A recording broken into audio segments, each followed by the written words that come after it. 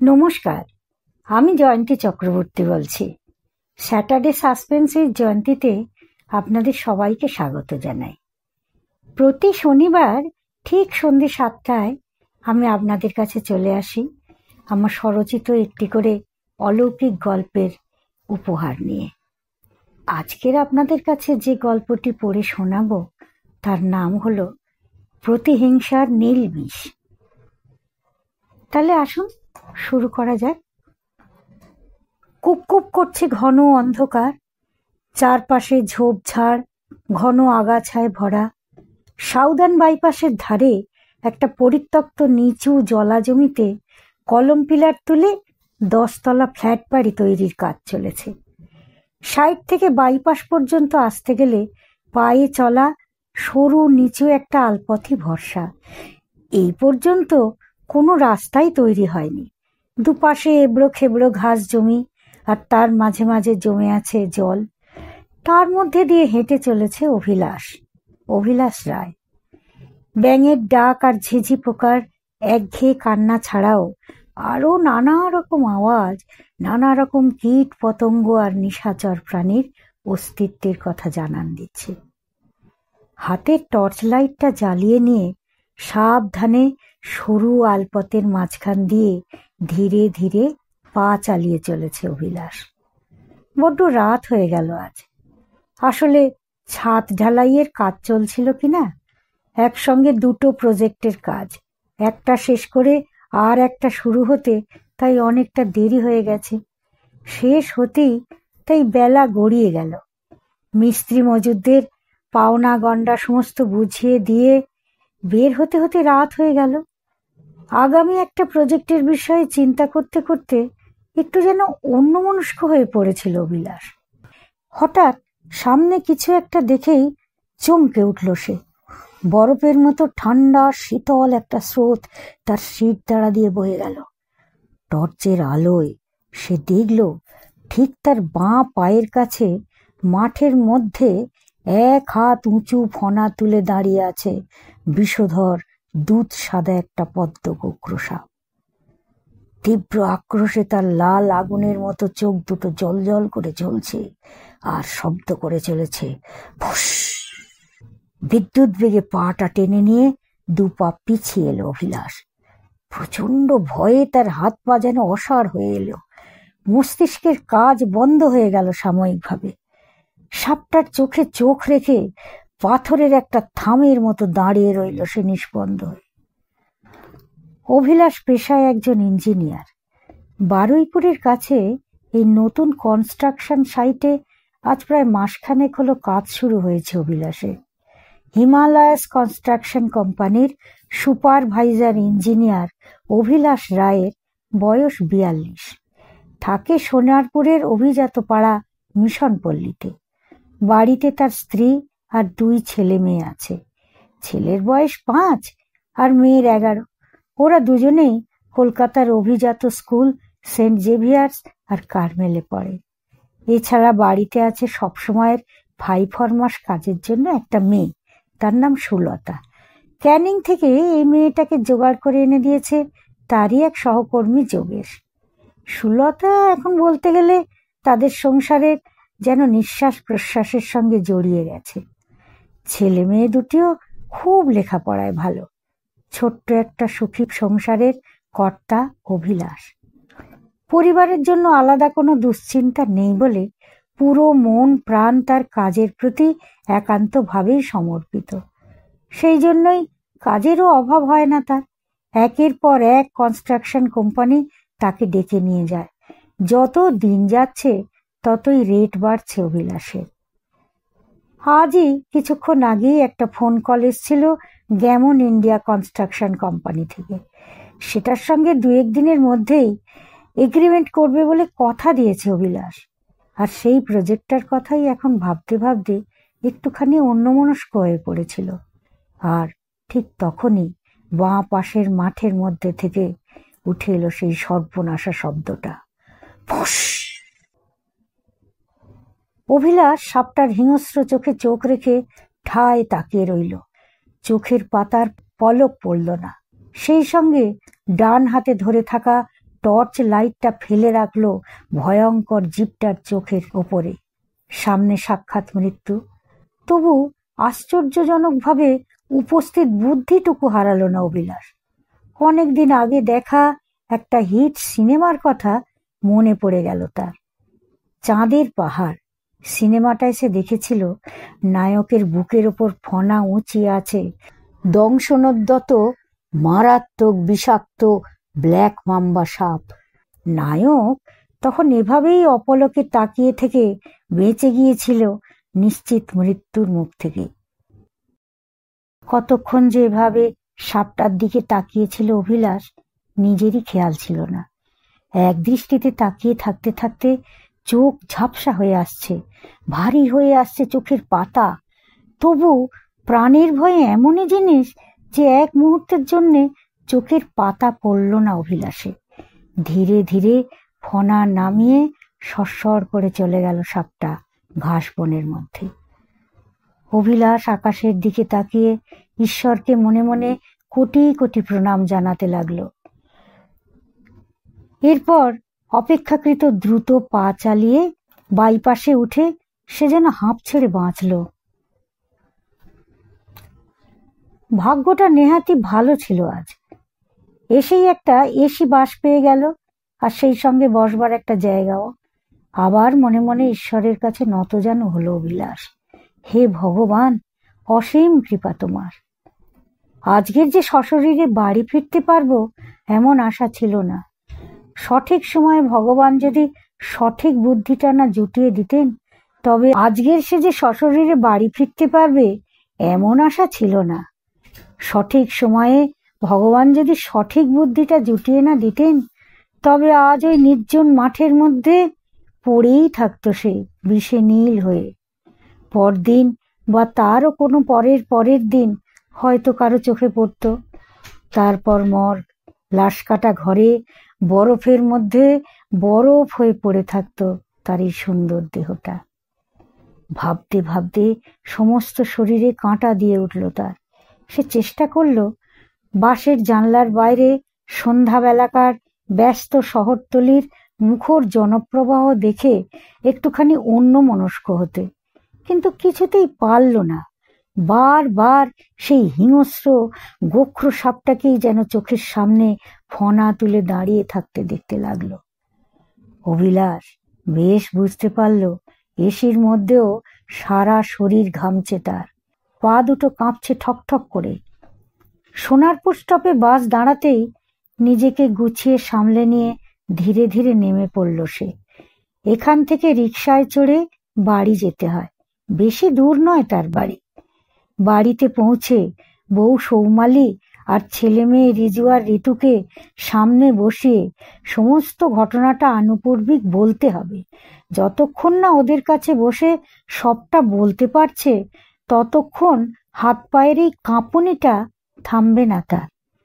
কিভাবে যে ঘটনাটা বিশদভাবে বর্ণনা করে বলবে মনে মনে তারই রিহার্সাল দিতে দিতে আসছিল অভিলাষ। রিক্সাওয়ালা তার খুবই চেনা। ঠিকঠাক বাড়ির সামনে এসে থেমে বলল, নামুন দাদা, এসে গেছি। কিন্তু রিক্সা থেকে নামতে গিয়েই চমকে উঠল অভিলাষ। এ কি, তার বাড়ির সামনে এত ভিড় কেন? অনেক লোকজন এসেছে। সব লোকই অবশ্য তার চেনা। আশপাশের বাড়ির এইসব ছেলে ছোকরারা এমন অসময়ে কেন এসেছে তার বাড়ি? এখন এই সন্ধ্যার সময় তাদের তো ক্লাবে বসে আড্ডা দেওয়ার কথা। ওদের সবারই হাতেই ছোট বড় নানা আকারের একটা করে লাঠি। অভিলাষ রিক্সাওয়ালাকে ভাড়া মিটিয়ে দিয়ে ভয়ে ভয়ে এগিয়ে এলো গেটের কাছে। ভগবান জানে আবার কি অঘটন ঘটে গেল। উহ, কার মুখ দেখে যে সে উঠেছিল আজ সকালে। নিশ্চয়ই বাড়িতে কারো কোনো অঘটন ঘটেছে। কি জানি সবাই বেঁচে আছে তো। উহ, ভয়ে দুরু দুরু বুকে অভিলাষ এগিয়ে গেল গেটের কাছে। ওকে আসতে দেখেই পাড়ার দুটো কম বয়সী ছেলে এগিয়ে এলো সামনে। একজন বলল, আপনাকে অনেকবার বলেছিলাম কাকু, বাড়ির পিছনে অত নোংরা জমা করে রাখবেন না। বর্ষাকাল, সোনারপুর এমনিতেই নিচু জায়গা, কখন কি হয়। তা আপনি কি শুনলেন আমাদের কথা? ভিড়ের মধ্যে থেকে অন্য একজন বেরিয়ে এসে বলল, ভাগ্যিস এখন সন্ধেবেলা, আমরা সামনে ক্লাবে বসে আড্ডা দিচ্ছিলাম, ওদের কান্নাকাটি শুনেই তো ছুটে এগিয়ে এলাম সবাই। কিন্তু ধরুন এই ঘটনাটা যদি রাত দুপুরে হতো কিংবা দুপুরবেলা, তখন পাড়ার ছেলেরা কেউ থাকতো? অভিলাষ কাঁপা কাঁপা গলায় বলল, কি হয়েছিল ভাই? একটা ইয়া লম্বা, প্রায় হাত 10-12 তো হবেই। কি কি ভাই, কি? একটা ইয়া তাগড়া গোখরো সাপ কাকু আপনার ফ্রিজের মধ্যে ঢুকে বসেছিল। আপাত মস্তক শিউরে উঠল অভিলাষ। এখানেও? আজ সন্ধ্যাবেলা বারুইপুরে মাঠের মধ্যে সে নিজে পড়েছিল সাপের ছোবলের সামনে।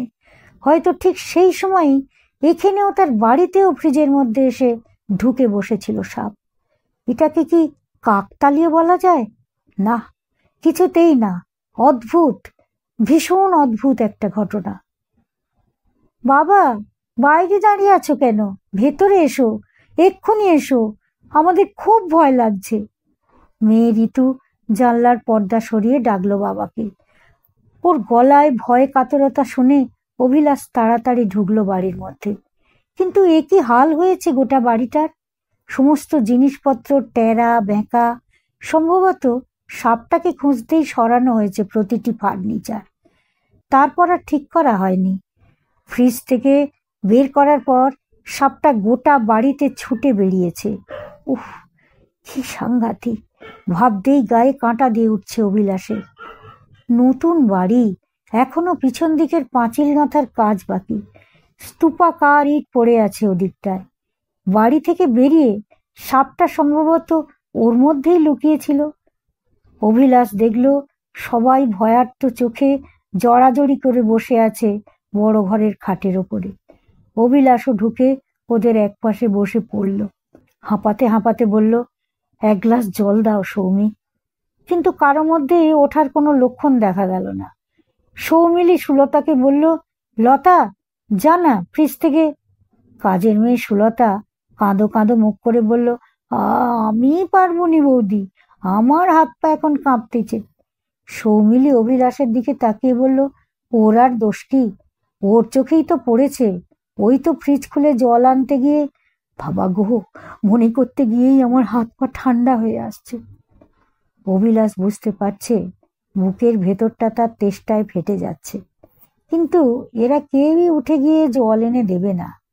অগত্যা তাকে নিজেকেই উঠতে হলো। ফ্রিজে হাত দিতে ঠিক সাহস হলো না। ডাইনিং টেবিলের ওপর একটা গ্লাসে অর্ধেক জল ছিল। হোক নর্মাল, এখন এই জলটাই তার কাছে অমৃত। গ্লাস হাতে নিয়ে ঢকঢক করে সমস্ত জলটুকু খেয়ে নিল অভিলাষ। না, এতক্ষণ যা ভেবে এসেছে সে সারাটা পথ, সেটা আর করা যাবে না। এরা একেবারেই ভয়ে আধমরা হয়ে আছে। তার উপরে মাঠের গল্পটা বললে কি যে করবে তার ঠিক নেই। থাক, গল্পটা নয়, পরে কখনো বলা যাবে। একটু নর্মাল হবার পর অভিলাষ ছেলেকে জিজ্ঞেস করলো, আজ তো টিউটার আসেনি? সৌমিলি বলে উঠল, ওই টিচারের কথাই তো বলছি। উনি খানিক পড়াবার পর এক গ্লাস জল খেতে চাইলেন। তা সুলতা ফ্রিজের ঠান্ডা জল দেবার জন্যে ফ্রিজটা খুলতেই দেখে একেবারে সামনে ফোঁস করে ফনা তুলে দাঁড়িয়ে আছে। অভিলাষ বলল, ঢুকলো কি করে বন্ধ ফ্রিজের মধ্যে? জানি না, ফ্রিজ তো বন্ধই থাকে সারাদিন। হয়তো কেউ খুলে রেখেছিল। অভিলাষের কথা শুনে সৌমিলি বলল, তোমার মাথা খারাপ? ফ্রিজ খুলে রাখলেই যে কারেন্ট পড়ে সেটা সবাই জানে। তাছাড়া আমি আর সুলতা ছাড়া কেউ তো এই বাড়িতে ফ্রিজে হাত দেয় না। রিজু বলল, ম্যাজিক জানে বোধহয় বাবা সাপটা। অভিলাষ একটু হাসলো, কিন্তু বড়ই ম্লান দেখালো তার সেই হাসিটা। অতি বড় দুঃখের রাতও এক সময় কেটে যায়। অভিলাষের পরিবারও ভীষণ ভয় আর আতঙ্কের একটা রাত কাটিয়ে ফেলল, খানিকটা ঘুমে আর খানিকটা জাগরণে। অন্যদিন কাজের মেয়ে সুলতা ছোট ঘরের মেঝেতে শোয় বিছানা করে, বড় ঘরের খাটে শোয় অভিলাষ আর সৌমিলি, আর সঙ্গে তাদের ছোট্ট রিজু। আর পাশের ঘরে খাটের ওপর শোয় কিশোরী ঋতু, মেঝেতে বিছানা করে শোয় সুলতা। আজ ছেলে মেয়ে বউ সবাইকে নিয়ে বড় ঘরের খাটে শুয়েছে অভিলাষ, কারণ কেউ কাউকে ওরা ছাড়তে চায় না। আজ সুলতাও শুলো ওদেরই ঘরে, তবে মেঝেতে নয়, বড় খাটের পাশে একটা ফোল্ডিং খাট খাটিয়ে নিয়ে শুয়ে পড়ল ওরা সবাই। সকাল হতেই পাতলা ঘুমটা ভেঙে গেল সৌমিলির। বাইরে সাইকেলের বেল বাজছে, ক্রিং ক্রিং ক্রিং। নতুন দিন, নতুন সকালের আলো। মনে আবার একরাশ সাহস আর আশা নিয়ে এসেছে সৌমিলির। কালকের কারের সেই ভয়টাও এখন যেন অনেকটা ফিকে হয়ে গেছে। দরজা খুলে দিয়েছে সে। গোয়ালা শিবু সাইকেলের সামনের হ্যান্ডেল থেকে দুধের ক্যান নামাতে নামাতে বলল, হ্যাঁ গো বৌদি, শুনলাম কাল তোমাদের বাড়ি নাকি সাপ বেরিয়েছিল। সৌমিলি রান্নাঘর থেকে মাজা দুধের ডেকচিটা এনে শিবুর সামনে বাড়িয়ে দিয়ে বলল, আর বলো না শিবুদা, একেবারে ফ্রিজের মধ্যে ঢুকে বসে আছেন মহারানী, একেবারে ফনা উচিল। ডেকচিতে 1 কেজি দুধ ঢেলে দিয়ে শিবু বলল, সাবধানে থেকো গো বৌদি, বর্ষাকাল। এই বলে পিছন ফিরে সাইকেলটার দিকে তাকিয়েই শিবু চিৎকার করে উঠল, ও বৌদি। সৌমিলি দুধের ডেকচি হাতে নিয়ে কিচেনে যেতে যেতে বলল, কি হলো? যে দেখো এদিকে। শিবুর আতঙ্কিত গলার চিৎকার শুনে সৌমিলি আবার ফিরে এলো সদর দরজায়। ভয়ার্ত গলায় শিবু গোয়ালা বলে উঠল, ওই দেখো, আমার সাইকেলের চাকায় কি। সৌমিলি তাকিয়ে দেখল শিবুর সাইকেলের পেছনের চাকার স্পোকের সঙ্গে আষ্টে পৃষ্ঠে জড়িয়ে আছে একটা সাপ। গতকালের সেই সাপটাই হয়তোবা। সামনে তুলে ধরেছে উদ্যত ফনা, 2 চোখ থেকে যেন ঠিকরে বেরোচ্ছে হিংস্র আগুন, মুখ দিয়ে শব্দ করে যাচ্ছে সমানে। বাবারে! নিদারুণ ভয়ে চিৎকার করে লাফিয়ে 3 হাত পিছিয়ে গিয়ে পড়ল সৌমিলি। দৌড়ে ঘরে ঢুকে ধাক্কা দিয়ে অভিলাষকে ডাকতে ডাকতে বলল, শুনছো? এই ওঠো ওঠো, শিগগির ওঠো, শিগগির উঠে পড়ো, দেখবে এসো কি সাংঘাতিক ঘটনা ঘটলো।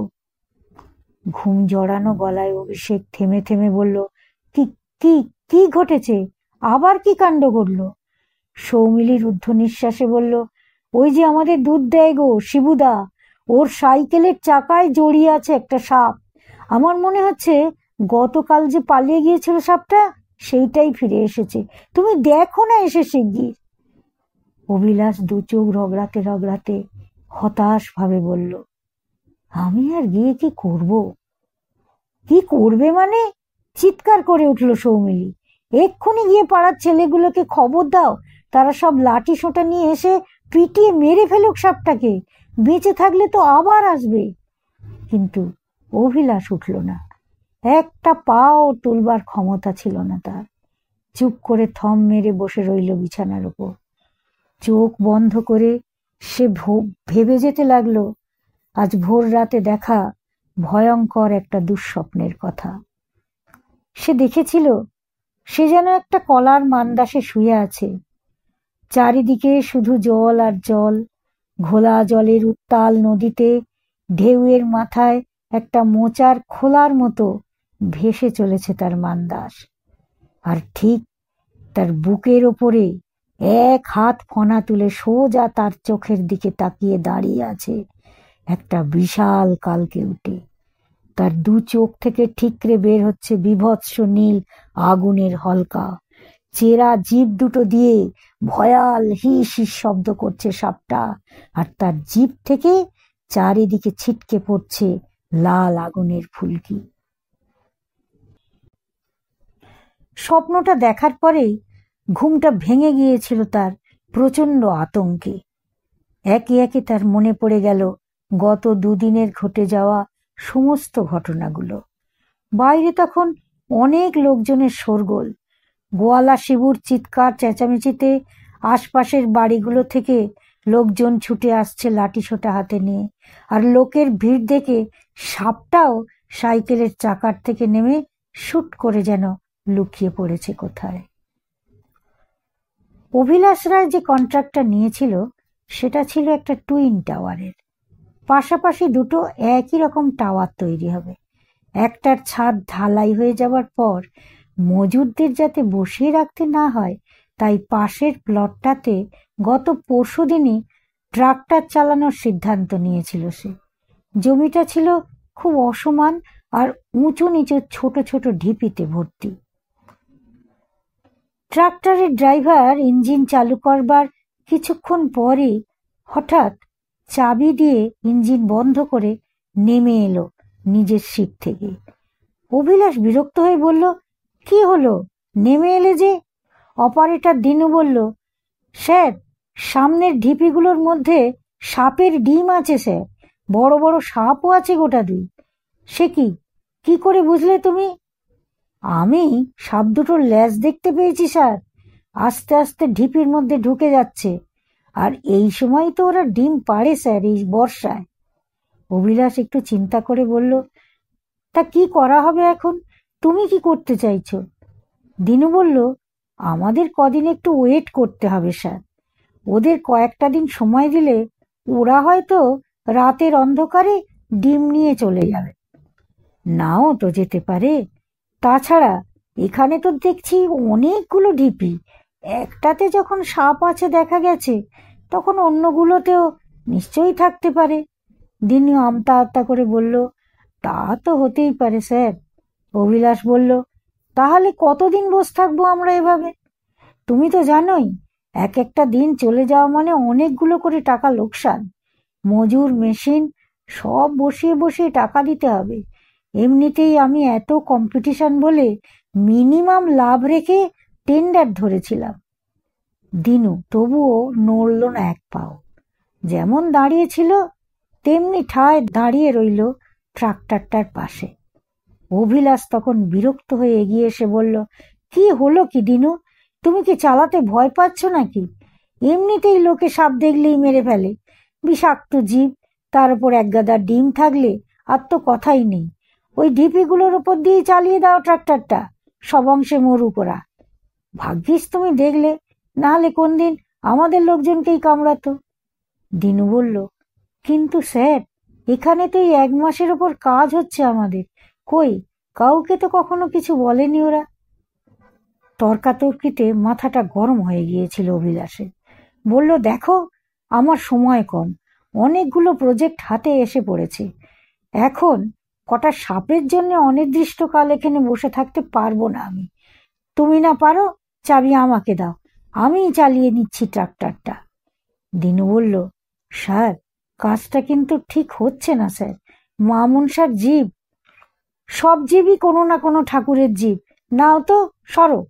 বলে দিনুর হাত থেকে চাবিটা প্রায় জোর করে ছিনিয়ে নিয়ে ট্রাক্টরের ওপর উঠে বসল অভি। চাবি ঘোরাতেই চালু হয়ে গেল ইঞ্জিন। মুহূর্তের মধ্যে একটি অতিকায় দানবের মতো ঢিপির পর ঢিপি পিষে দিয়ে এগিয়ে চলল ট্রাক্টর। প্রায় প্রতিটা ঢিপিতেই ছিল ডিম। সেসব ডিম থেঁতলে পিষে মাটির সঙ্গে লেপ্টে গেল। একটা দুটো বড় সাপও বিদ্যুৎ গতিতে ছুটে পালালো এদিক ওদিক। ঘণ্টাখানেকের মধ্যেই গোটা জমিটা আগাছা মুক্ত সুন্দর সাপ হয়ে গেল। তারপরেই মজুরেরা ড্রিল মেশিন এনে কলম পিলারের জন্য কুয়ো খোঁড়ার কাজ শুরু করে দিল। পরের দিনের জন্য ভাড়া করা হয়েছিল ঢালাই ফেলার মিক্সার মেশিন। গতকাল সকাল থেকেই সেই মেশিনে কাজ হয়েছে। প্রথমে পিলার তোলার কাজ হয়েছে, তারপর পাশের টাওয়ারে ছাদ ফেলার কাজ। সব কিছু সারতে সারতে সন্ধ্যা হয়ে গিয়েছিল। তারপর সবার পাওনা টাকা পয়সা বুঝিয়ে ছাড়তে ছাড়তে অন্ধকারে ঢেকে গিয়েছিল চারদিক। আর তখনই বাড়ি ফেরার সময় মাঠের মধ্যে দেখা দিয়েছিল সাক্ষাৎ যমদূত। তবে কি এটা প্রতিশোধ? নির্মম প্রতিশোধ স্পৃহা থেকেই এইভাবে বারবার আক্রমণ করা হচ্ছে তাকে। কিন্তু কিভাবে খবর পৌঁছলো? সাপেদের মধ্যে কি ওয়্যারলেস ব্যবস্থা চালু আছে, নাকি কোনো অতি প্রাকৃত শক্তি অশ্রুত সংকেত পাঠাচ্ছে ওদের কাছে। কোথায় বারুইপুর আর কোথায় সোনারপুর। সরীসৃপ প্রাণীগুলো ঠিক ঘর চিনে মানুষ চিনে নির্ভুলভাবে এতটা পথ এসে আক্রমণ করছে। আর শুধু আততায়ীকেই করছে তা নয়, তার কাছের মানুষদেরকেও করছে।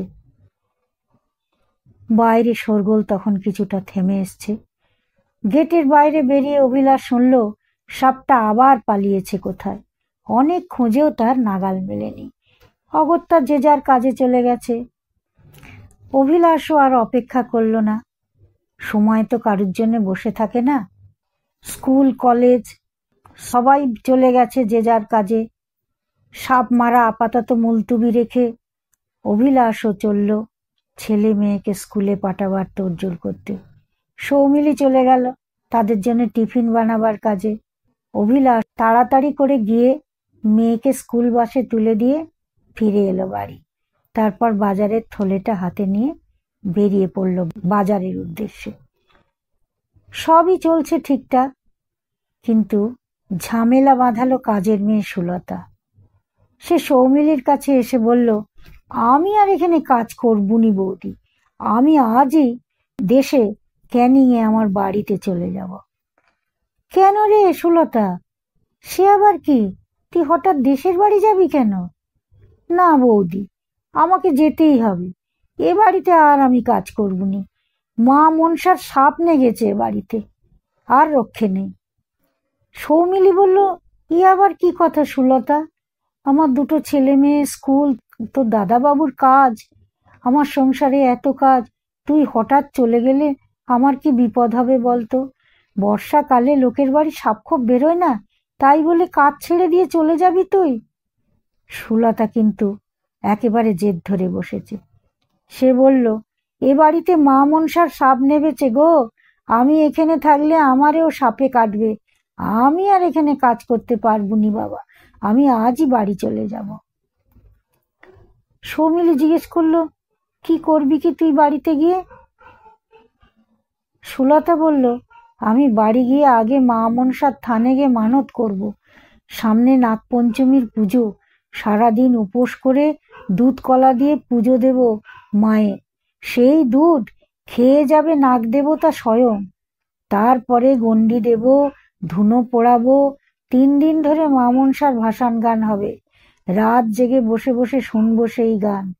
তারপরে মায়ের রোষ কমলে যদি পারি তখন ভাববো আবার কলকাতায় ফিরে আসবো কিনা।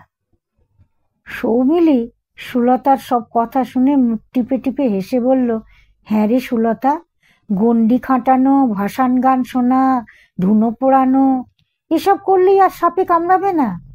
তাহলে তো প্রতিটা বছর তোদের ওদিকেই এত লোক সাপের কামড়ে মারা যায় কেন? কই, আমাদের শহরে তো এত লোক সাপে কেটে মরে না। এখানে তো কেউ ওসব গণ্ডি টন্ডিও দেয় না, ধুনোও পোড়ায় না, আর মনসার ভাসান গানও শোনে না। সুলতা সৌমিলির কথা শুনে তেলে বেগুনে জ্বলে উঠে বলল, অত তক্ক করতে পারবুনি বাবু, ওসব তোমরা ভদ্রলোকেরা বুঝবে না। আমরা মুখ্য গরিব গাঁ গ্রামের মানুষ, আমাদের ওই পুজো আচ্চাই ভরসা, ওর জোরেই আমরা বেঁচে বর্তে আছি গো। আমি চলেই যাব আজ, আমি কোনো কথা শুনবুনি। সৌমিলি তাকে কাছে বসিয়ে গায়ে মাথায় হাত বুলিয়ে দিয়ে বোঝাতে লাগলো, অন্তত একটা দিন পরে যাস রে সুলতা, অন্তত একটা ঠিকে লোক আমি জোগাড় করে নিই, নাহলে বড় অতান্তরে পড়ব। অভিলাষ এদিকে মেয়েকে পুলকারে তুলে দিয়ে বাজারে গিয়েছিল। একটু পরেই ছেলে বেরোবে। এমন সময় ফোনটা বেজে উঠল সৌমিলির। চমকে উঠে ফোনটা হাতে তুলে নিয়েই সৌমিলি দেখল মেয়ে স্কুল থেকে ফোন এসেছে। সিস্টার বলছেন, মেয়ে ক্লাসে স্কুল ব্যাগখানা খুলতেই তার মধ্যে থেকে বেরিয়ে এসেছে একটা বিষধর সাপ। সাপটা ক্লাসের মধ্যেই ঘোরাঘুরি করছে, কিছুতেই ধরা বা মারা যাচ্ছে না তাকে। এদিকে মেয়ে ঋতুশ্রী ভীষণ কান্নাকাটি করছে। এখনই কেউ যেন স্কুলে গিয়ে তাকে বাড়িতে নিয়ে আসে। ফোনটা রেখে দিয়ে স্তব্ধ সৌমিলি মাথায় হাত দিয়ে বসে রইল পাথরের মূর্তির মতো। দর দর করে ঘাম ঝরতে লাগলো তার কপাল বেয়ে। বৌদির অবস্থা দেখে মায়া হলো সুলতার। ফোন স্পিকারে থাকায় সব কথাই শুনেছে সে। সে বলল, দেখলে তো বৌদি, আমি বলেছিলাম এ বাড়িতে মা মনসার সাব লেগেছে। আমি বাপু আর একদিনও থাকবুনি। আমি নয় তোমার সারাদিনের সব কাজ সেরে দে বেরিয়ে পড়ব, একটা রাতও আর এ বাড়িতে কাটাবুনি। বাজারের থলি হাতে বাড়িতে ঢুকতে ঢুকতে ওদের সব কথাই কানে গেছে অভিলাষের। সে ওদের কাছে এসে সুলতাকে বলল, আমারও তাই মনে হচ্ছে রে সুলতা, তুই না হয় ক্যানিংয়ে তোর দেশের বাড়ি চলে যাবি, কিন্তু আমি বাড়ি ছেড়ে কোথায় যাব বলতো? যেখানেই যাব সেখানেই তো ধরবে। চমকে উঠে সুলতা বলল, কেন দাদা বাবু, আপনাকে ধরবে কেন এত নখ থাকতে? মা মনসার কেন শুধু আপনার ওপরেই কোপ হবে? আপনি কি এর মধ্যে কোনোদিন সাপ মেরেছিলেন? সুলতার কথার উত্তরে অভিলাষ মাথা নিচু করে বলল, হ্যাঁ রে, মেরেছি। আর একটা দুটো নয়, এক রাশ সাপের ডিম থেতলে দিয়েছি ট্রাক্টরের চাকার তলায়। কি সর্বনাশ! চিৎকার করে উঠল সৌমিলি। কি বলছো তুমি? কি করেছ? তুমি কি ভুল করে করে ফেলেছ? না সৌমি, না, আমি জেনে শুনেই করেছি। তখন আমার মনে হয়েছে একটা তুচ্ছ সরীসৃপ, তাই আবার বিষধর, ভয়ঙ্কর বিষধর, ওদের ডিম নষ্ট করে দেয়াই উচিত। তাই। সুলতা বলল, মহা পাপ করে ফেলেছেন আপনি দাদাবাবু।